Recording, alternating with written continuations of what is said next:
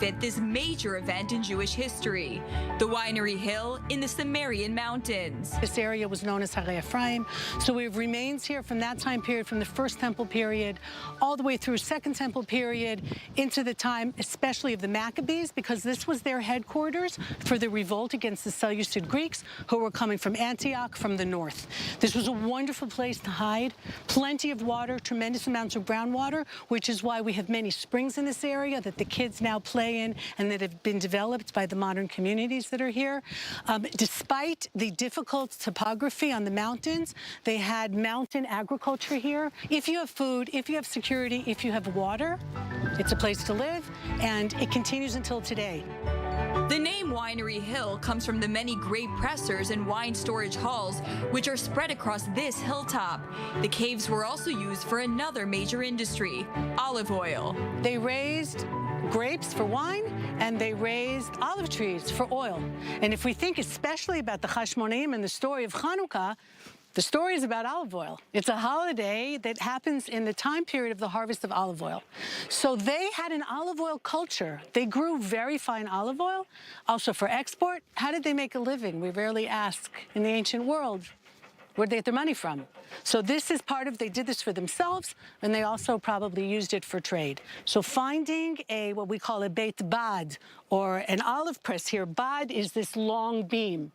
And so you need a lot of pressure in order to squeeze the oil out of the olives. So as opposed to grapes, which is light pressure for the wine, so here you would have weights, stone weights, and this beam, and you would squish the olives, and the oil would go into there. Olive trees were spread across the Holy Land, and in ancient Greek culture were considered liquid gold. According to tradition, King David hired guards to protect olive groves and warehouses. At a time when energy production was limited, this was a main source. The book of Proverbs says, quote, "Precious treasure and oil are in a wise man's dwelling, but a foolish man devours it." There are 7 fruits, essentially grains and fruits, that are associated with the land of Israel.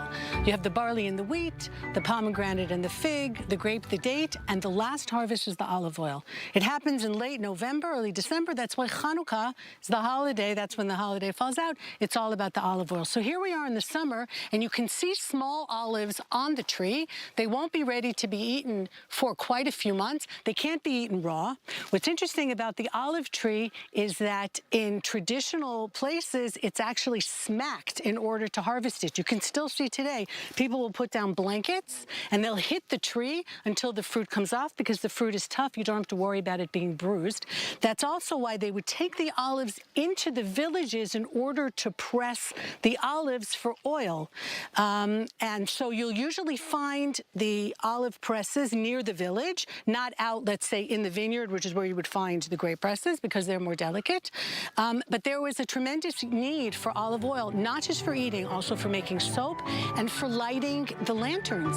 But according to research later in history, the 26 halls spread around the hill were converted and used for another significant industry, pigeons. The reasons are many. The turtle doves, or the pigeons, were a very important part of the ritual in the temple. It was the most basic korban, the most basic sacrifice. Like a woman after she had a baby brought 2 pigeons. But it was also used for communications. It was also used for their guano, for the fertilizer. Their poop basically was fertilizer, and of course to eat. But later in history, the underground tunnels were used by men for a different reason, including in the Bar Kokhba revolt of the 2nd century CE, a significant Jewish uprising against the Roman Empire. During the Bar Kokhba revolt, the 2nd century revolt under the Emperor Hadrian, the Jews hid underground. And at that point, these went out of use for storing water or for liquids because they were connected one to the other, and the Jews would hide in them and they created like an underground town here to hide from the Romans. And you can still do that today. You come here with kids, you come here with flashlights, and you can crawl underground, and you can really connect to our ancestors and to these cisterns, as I said, that were carved out and then had different uses over the years, depending on what was going on. And now we use it for tourism and for fun. The Winery Hill is a popular tourist site, although it wasn't fully excavated. Now standing in the West Bank under the control of the civil administration, research into this site is still in its early stages. Nevertheless, it still gives us a glimpse into the fascinating life of ancient times and its main industries.